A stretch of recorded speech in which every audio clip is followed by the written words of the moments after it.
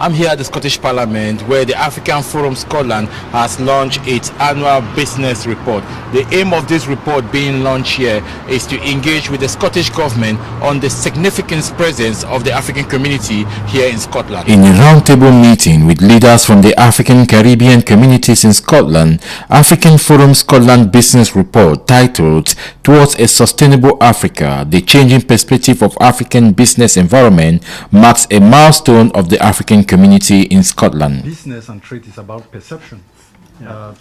Nobody want to invest in a country that is sick, because it's full of risks.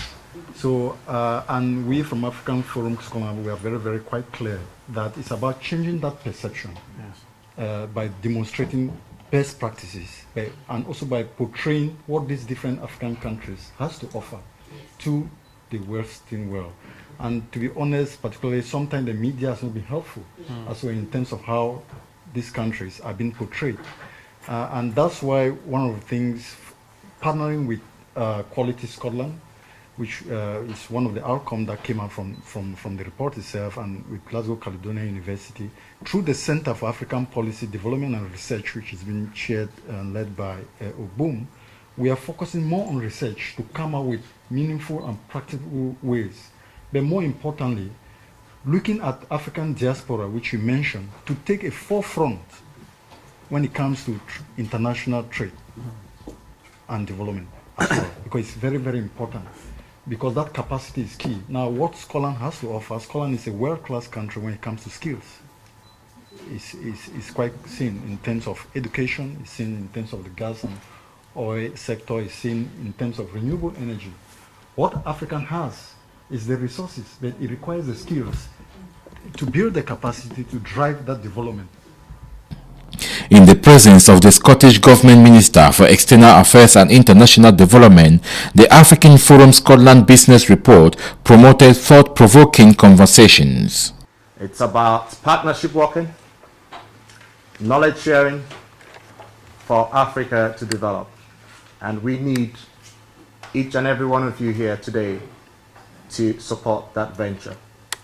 So based on that, I would like to present to the Minister and the MSP Bob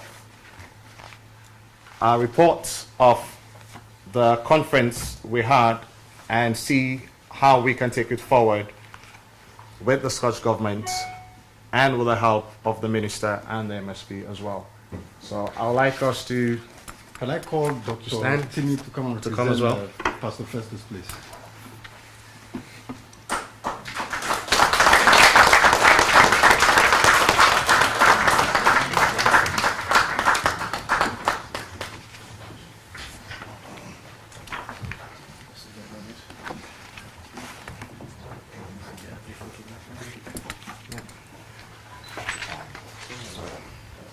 And I will also ask everyone who has got a copy of the conference report to stand up as well, and we applaud ourselves for the good work we've done in getting to this point.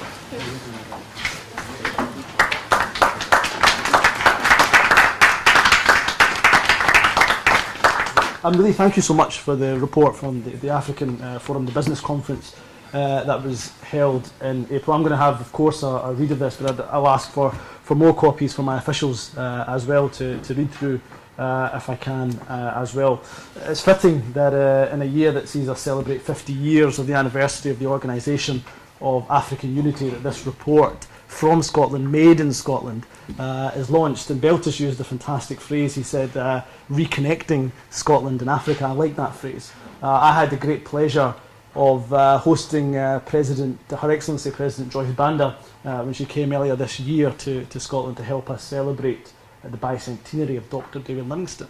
That reconnection, if ever was true, was true of that individual, that man. 200 years ago he was born. 160 years ago he went to find the source of the Nile, travelled through to explore the Zambezi, Zambia and Malawi, where his heart, literally in Zambia, where his heart lives on, but indeed so much that he did in the African continent, an anti-slave campaigner. So there's a good, but let's not forget, sometimes in Scotland there is also the bad, unfortunately. And every country has a history that it must reflect upon, a history that it must learn from. And in Scotland, when it comes to Africa, our history is good in some parts, but in some parts certainly, there are parts that were negative. We shouldn't shy away from that. We should make sure we learn the lessons of that, and now we make a positive contribution to the African continent where we can.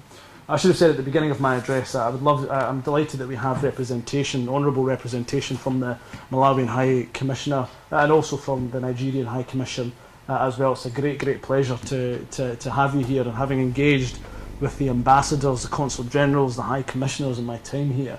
They are phenomenal ambassadors and they love Scotland. Genuinely, wherever you go and whoever you speak to in regards to our ambassadorial corps, when you talk about Scotland, suddenly a big smile comes in their face, and I'm delighted. And it's clearly got nothing to do with our weather, so it must be the people that make it so. Next year is a big year for us for a number of different reasons. One of those reasons is the Commonwealth Games. 17 countries of the Commonwealth is one of those very incredibly important vehicles that allows us to reach out to the diaspora. So your help, your guidance will be most sought after by the Scottish Government. In his presentation, talked about barriers that exist, trade barriers. He talked about cultural barriers. He talked about governance and all these issues, and I think they're all important. But one thing I think we have to change in people's most in regards to wanting to collaborate closer with the African continent and those countries in the African continent is people's preconceptions of Africa, and Bob talked about this in regards to Kurdistan. Everybody that you talk to in Scotland, or most people in Scotland, they have a preconceived notion that Africa is just looking for a handout from the West. And actually governments sometimes don't help with that perception, because if all you do is give aid, and sometimes you give aid to dubious governments across the world, then you're not helping that perception. What we don't talk about enough, and what I'm keen to change, and I think the African Forum for Scotland has demonstrated already, is that Africa, there is opportunity, economic opportunity, social opportunity in the African continent that's waiting to explode from that continent. And already, through some countries like Ghana, like Nigeria, is already starting to see the benefits of. So I hope that we can also change people's perceptions and people's mindsets. I had the great pleasure yesterday of meeting the entrepreneur and philanthropist from Africa, from Sudan, Mo Ibrahim. Some of you might have been at his lecture yesterday. I had the pleasure of having lunch with him, and he made the very valid point, and I agree with it wholeheartedly, that the solution for Africa, and I don't like just saying the whole continent because different countries have different solutions, but if you may allow me this generalisation, the solution for Africa has to be an African solution. It's not good for Asians, for Westerners, for anybody else to be wagging the finger at Africa and saying this is what the solution is for your troubles, for your difficulties, and for you to overcome. So everybody around this table, those that have a link to Africa, the solution has to be an African solution, not a Western solution for Africa. And I believe in that very much. And again, that's where the African Forum for Scotland will come in to help that conversation. We are going to be opening up our first office in Africa, the Scottish, not Scottish Government, but Scottish Development International. They help to do our trade and investment overseas. We have offices in most continents across the world, but we don't have one in Africa yet. But having seen the opportunity that exists there, we'll be opening our first office in Accra, hopefully towards the end of this year. So I'm delighted that the report from the conference is available.